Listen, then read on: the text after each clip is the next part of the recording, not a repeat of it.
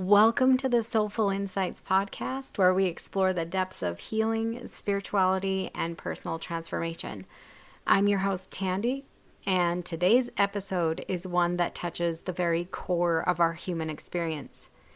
In this episode, Releasing the Weight of Abuse, A Path to Inner Liberation, we're diving into the profound impact of abuse on our mind, body, and soul. And more importantly, the journey to freedom and healing. Whether you're navigating your own path of recovery, supporting someone you love, or seeking deeper understanding, this conversation will offer tools, insights, and hope. Through guidance, discussion, and actionable steps, we'll explore how to release the emotional and energetic weight of abuse, reconnect with your inner power, and reclaim the life that's waiting for you. So grab a cup of coffee or tea, settle into a comfortable space, and let's find liberation one soulful insight at a time. So I want to begin by reframing forgiveness as a means of personal liberation. So when we hear the word forgiveness, many of us instinctively think of traditional religious teachings that frame it as a moral duty. For survivors of abuse, this perspective can feel like yet another burden to carry, one that unfairly shifts responsibility onto the victim, instead of the responsibility being on the perpetrator. Forgiveness falls to the victim when we're speaking from a religious framework. Forgiveness, as it's often taught, becomes an expectation to absolve the perpetrator, with scriptures like Matthew chapter 6, verses 14 and 15 frequently cited. For if you forgive other people when they sin against you, your heavenly Father will also forgive you. But if you do not forgive others their sins, your Father will not forgive your sins. The common interpretation of this and other scriptures can create immense guilt and pressure for survivors, as it suggests that their healing, their acceptability before God, or spiritual worthiness hinges on forgiving their abuser. In some religious communities, this teaching has been weaponized to silence survivors, placing the burden on them to move on, while the perpetrator escapes accountability. Survivors may feel condemned, trapped in a cycle where reporting abuse is met with blame and a demand for forgiveness, leaving no space for their pain, anger, suffering, trauma, or even space for their healing. But what if we looked at this scripture and the concept of forgiveness through a different lens? Now, I want to recognize that a lot of my listeners are potentially spiritual but not religious. A lot of my listeners may not even be Christian at all or believe in the Bible. And the only reason that I'm detailing this is because it is used as a weapon against survivors. And for those who are trapped in this religious concept, I want to begin by giving you a different framework to look at this through a different lens, so that you do not view this as a weapon against you or a burden that you have to carry to forgive someone. The true message here is not about absolving an abuser or excusing their behavior in any way, shape, or form. Instead, it can be understood as a call to free yourself from the emotional chains they've placed on you. When we refuse to let go of the pain inflicted by others, it doesn't harm them. It harms you. It allows them to continue holding power over your life, your thoughts, your happiness, your healing, and your peace. The problem with holding on to that pain, to those thoughts, to that suffering, is that you suffer. They don't, but you do. Forgiveness in this sense isn't about the abuser at all. This is about you. It's about reclaiming your emotional sovereignty. By releasing the bitterness, anger, and resentment, you're not saying what they did to you is okay. It will never be okay. They will never be absolved from 1 ounce of responsibility for their actions. God, Source, the universe, whatever name you want to call it, always requires a reckoning, and you can trust in that. What you are saying to the abuser, though, is you no longer have the power to control me. I take my power and my sovereignty back, and I will not let you take 1 more moment of my life from me. That is what you are saying. See forgiveness as that. You no longer have power over me. I take my power back. And I'm not going to allow you to take 1 second more of my life from me. Stand in your power. Reclaim your life from their grasp. That is what true forgiveness is. Sounds a little different, doesn't it?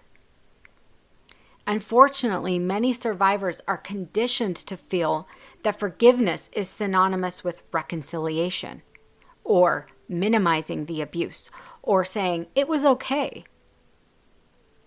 That's not what this is about. This could not be further from the truth. The guilt imposed by religious teachings often creates a cycle of shame, where survivors feel like they're failing spiritually if they struggle to forgive. Meanwhile, churches and institutions have historically weaponized forgiveness to shift blame away from the abuser, away from the perpetrator, enabling cycles of harm to persist. It's time to release that weight. Forgiveness is not about protecting the perpetrator. It's about protecting you. It's not about making the perpetrator or abuser's life easier. It's about making your life easier. The act of forgiveness is a radical declaration of self-love and healing for you. Imagine forgiveness not as an act of condoning, but as an act of personal liberation. Releasing the emotional grip of the abuser does not absolve them of accountability. It doesn't erase the impact of their actions, but it does allow you to step into your power, free from the pain they've caused. It doesn't mean you don't experience pain or suffering or painful memories. It isn't about saying, okay, immediately, instantly, you step into your power and you forget it all. It is a process. I recognize that. That this is a process of reclaiming your power and healing yourself and climbing back out of the darkness that they have thrown into your life. This is not an instantaneous thing, but what I want you to understand is that the ultimate result of this idea of, quote, forgiveness is about reclaiming you, your power, your happiness, your joy, and not allowing that person to have any more power over your life. And whenever you feel ready to do that, is perfect for you. Okay, I am not telling you there's any time frames or anything like that. But forgiveness is a tool for healing. It is not a weapon to silence. It is a gift you give yourself to stop the cycle of harm from continuing to ripple throughout your life. In forgiving, you're not saying, I accept what you did. You're not saying it was okay. You're not saying they are not accountable. You are simply saying, you no longer define me. You no longer have power over me. You no longer have the right to destroy my peace and my happiness. I deserve to be happy, and you do not deserve any right to take that from me. That is the power that you are stepping into when you claim forgiveness. See how empowering forgiveness actually is? When it is seen in its proper context instead of using it as a weapon and saying, you better say that it was okay what they did to you, because that's what religious people say. And I am telling you, that is no. That is a no. It will never be okay. But also, you deserve to be happy. And they do not deserve to have any right to take that from you, right? In the journey toward healing, forgiveness is not a destination. It is a practice of letting go one step at a time. By shifting the focus away from the abuser and toward your own well-being, forgiveness becomes an act of reclaiming your peace, your power, and your life. It's turning your back on them. They will get their own. But it's a reclamation of you. So I'm going to share a story. And I know I've shared my story many, many times on this podcast, but this episode is another time I believe it may provide hope for someone who's endured abuse and is seeking to find refuge from the storm that rages inside of your head as a result of trauma. I don't share all of my traumatic experiences publicly. Some of my experiences are sensitive, and I don't feel it appropriate to share them publicly, but some of them I do.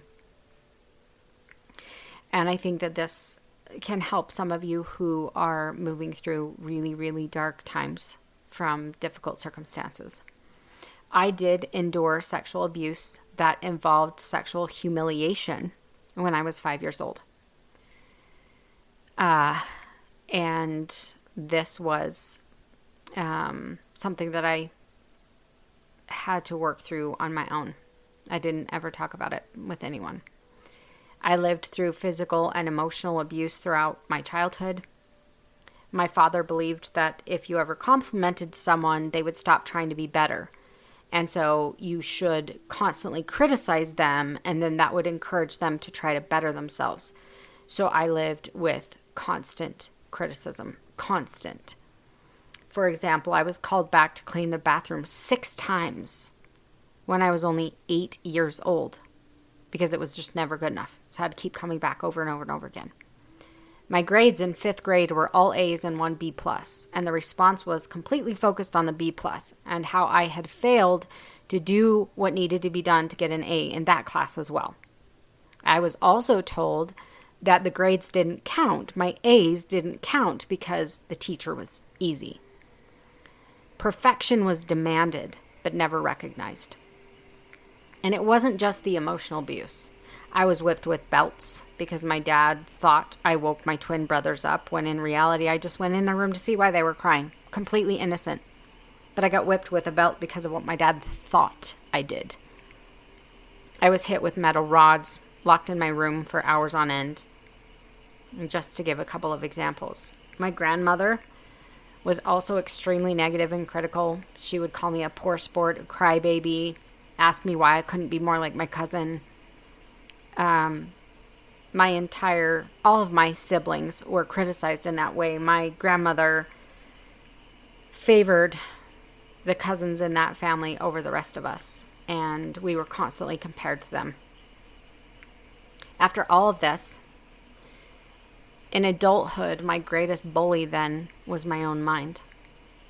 Growing up like this didn't just cause me to have a harsh inner critic.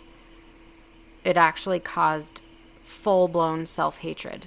I experienced other sexual abuse. I experienced sexual assault, many, many other things. So by the time I was in my early to mid-teens, I started cutting my arms. I burned my face with curling irons. I struggled deeply with self-hatred.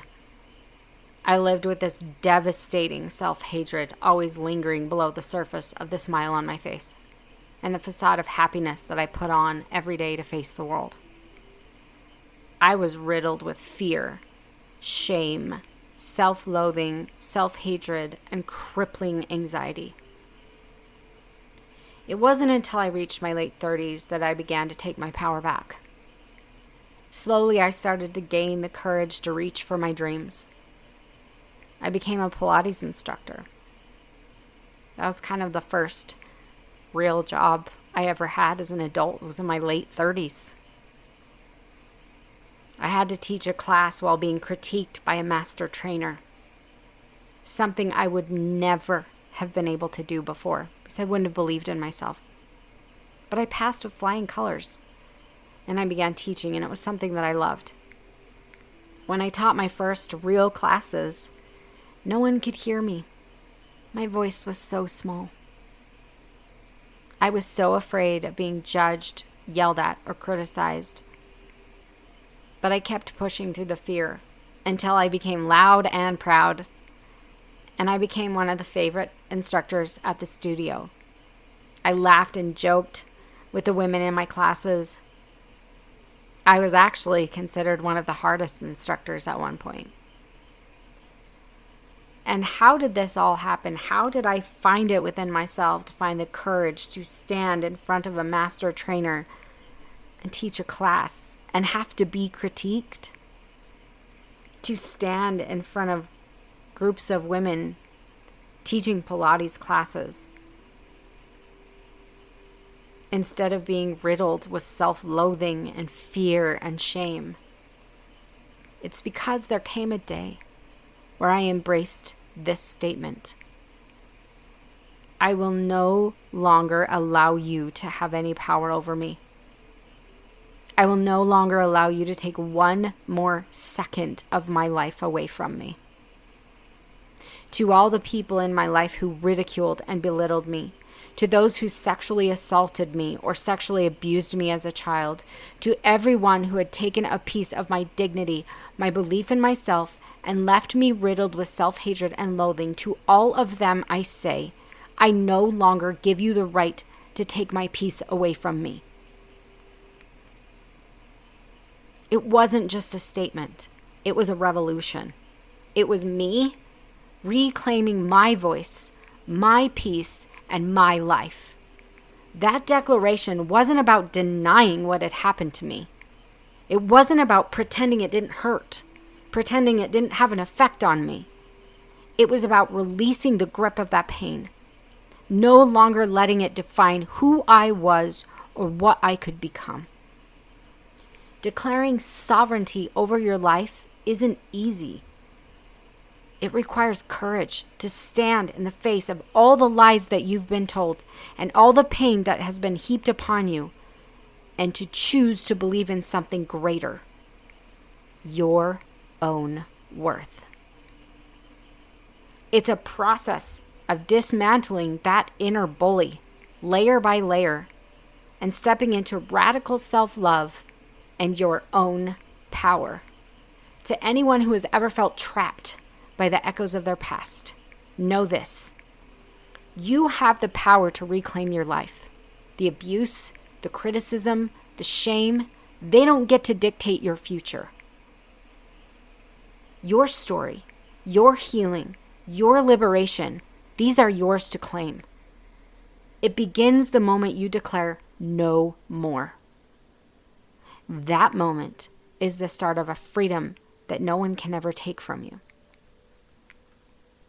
So I want to introduce some practical tools and techniques to you for healing. Healing from trauma is not a one-size-fits-all journey. Each survivor finds their own path, often combining multiple approaches to suit their unique needs. But I want to offer you some powerful tools and techniques that helped me and that can support you on the road to recovery and empowerment. Number 1, somatic work. Trauma doesn't just live in the mind. It's stored in the body. Somatic healing works to release trauma by helping the body process what it couldn't during the time of the event. Somatic exercises may include body scans, gently scanning your body from head to toe, noticing areas of tension, pain, or numbness. This awareness can help reconnect you with your body so you can start releasing the stored trauma. It may include grounding techniques, using sensory experiences like feeling the earth beneath your feet or looking around the room for certain objects, holding a textured object to anchor yourself in the present moment. Another one is shaking. Shaking your body can mimic the way animals shake to release trauma. You may have seen dogs do this. Stand up, shake your arms and your legs and your torso to discharge that stagnant energy, that anxious energy. You can do this at any time. Just stand there and shake in any way that you feel like you need to, and just release and discharge that anxious energy. There are many other techniques that are used for somatic work, and if this seems to resonate with you, or it feels like that might be something that you need, I would highly recommend finding someone who specializes in somatic healing. Number 2 is hypnotherapy. This has been a big one for me in my healing process. Hypnotherapy can access the subconscious mind to address deeply rooted beliefs and emotional patterns that were formed by trauma. By working in this altered state of consciousness, survivors can reframe traumatic memories and find pathways to healing. When you work with a highly qualified hypnotherapist, the transformation can be life-changing. Working with the subconscious mind, reframing traumatic events, reframing default programming can help you create a whole new life without the anxiety and the suffering. And this has been true for me. In fact, I've been a student of hypnotherapy. I created my own hypnotherapy session for myself. And it was very, very, very powerful in releasing traumatic ruminating thoughts and some of the lingering effects of trauma that I had later on in my life. Number 3 is rebirthing. The rebirthing practices use connected breathing techniques to revisit and heal trauma from early life, sometimes even birth-related trauma. This process helps release unconscious fears and emotions, offering a sense of renewal and empowerment. And it depends on the rebirthing practitioner that you choose. There are many rebirthing retreats. I'm very fond of intuitive rebirthing. And if that is something that resonates with you for your healing, you can definitely look into that as a practice. Number 4 is meditation. Meditation creates a safe space for self-reflection and emotional release. Guided meditations that can focus on inner child healing or releasing trauma can be especially transformative. And a regular practice can help calm the nervous system and build resilience over time. But I want to recognize that people who have a history of trauma and abuse, sometimes it can be very difficult to sit in stillness because you have anxiety, ruminating thoughts. And so guided meditation journeys can actually offer a supportive environment, or even just a walking meditation can be a good start for those who suffer from anxiety. And then you can move into guided meditation and other forms of meditation as you feel ready. I do offer a 12-week guided journey called From Womb to Soul Purpose, and you can contact me if you're interested in that. And that is a guided healing meditation journey that goes over 12 weeks. It just goes throughout your entire life. And those guided meditation journeys can be very powerful. That is also a technique that I used earlier on for trauma that happened in my earlier 20s. This was something that I did back then as well. And number 5 is intuitive journaling. I've used this as well. It allows your thoughts and emotions to flow freely onto the page without judgment.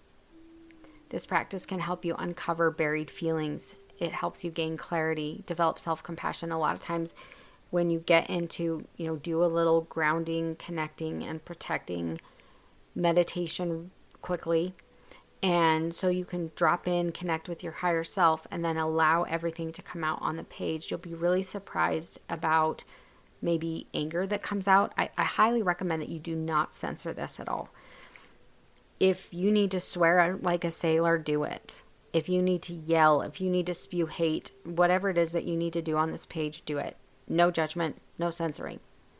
You may also find that your higher self steps in and starts giving clarity about the situations that you went through. And it also helps you develop that self-compassion. Compassion for what you've been through, compassion for yourself, gaining clarity. And also you can ask during that time your spirit guides, whoever you work with, you can ask for guidance on moving through whatever emotion you're seeing coming out on that page, and you can get direction as well.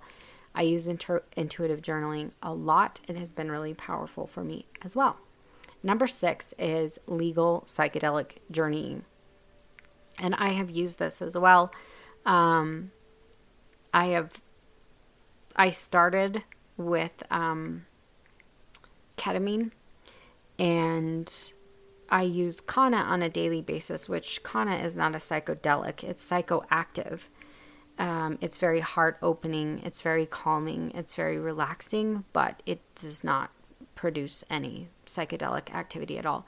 Kana is one that I really enjoy, but make sure that whatever you use is legal in your local area. Kana is, I think, in the United States, it's not legal. In Louisiana, I think, is the only place in the U.S. that it's not legal, but make sure you know what is legal in your area. But if you go through a supervised legal psychedelic journey with psilocybin, ketamine, MDMA, ayahuasca, there's many of them, just make sure that you find a reputable place if you choose this. All of these have shown promise in trauma healing. These substances combined with professional guidance can help access and process deep emotional wounds, and it can lead to breakthroughs in recovery and even spiritual journeyings.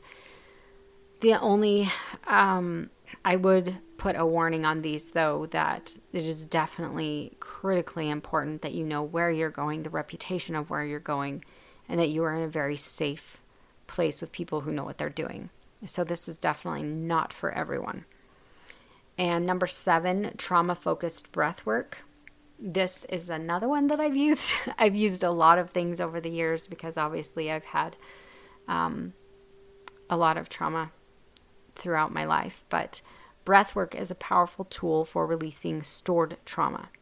Specific techniques like circular breathing and trauma release exercises. Sometimes they even give vocalizations. I remember doing a breath work session and just letting out the loudest scream, and it was very cathartic.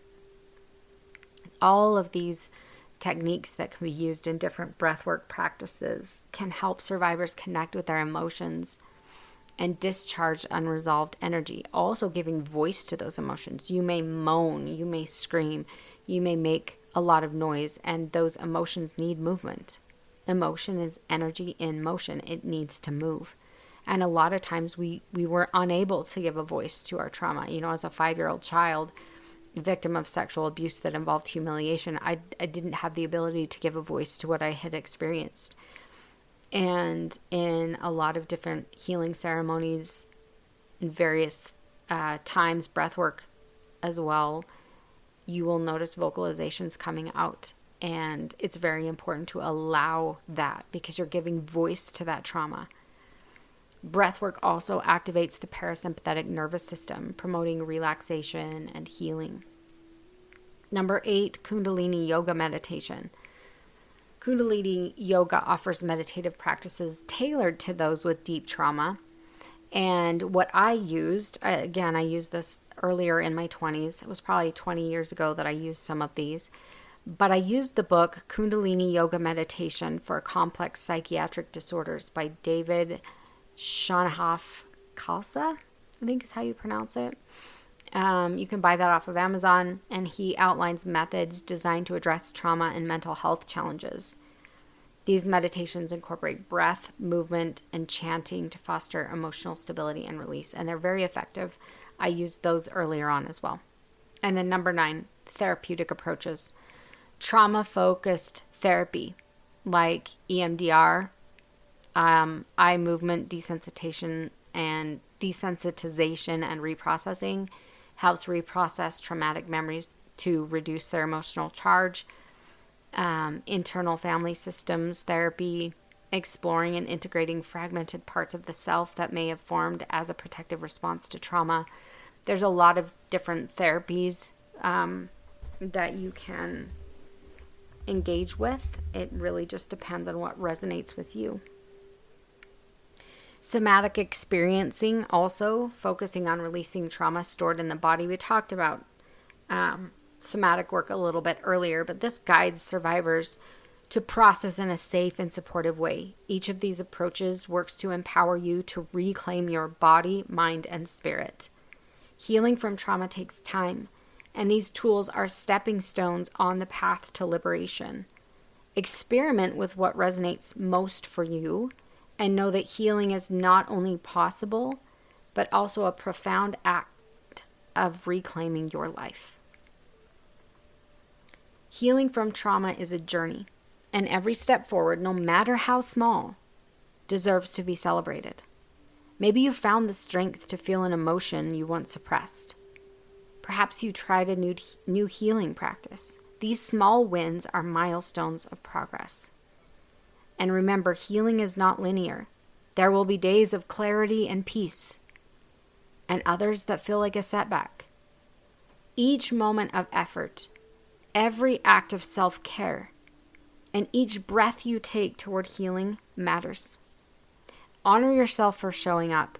Honor yourself for trying. And honor yourself for continuing on this healing journey to reclaim your life, your happiness, and your joy, because you deserve it. Today, we've explored the transformative power of reframing forgiveness. It's not as a gift to the perpetrator, but as a profound act of self-liberation.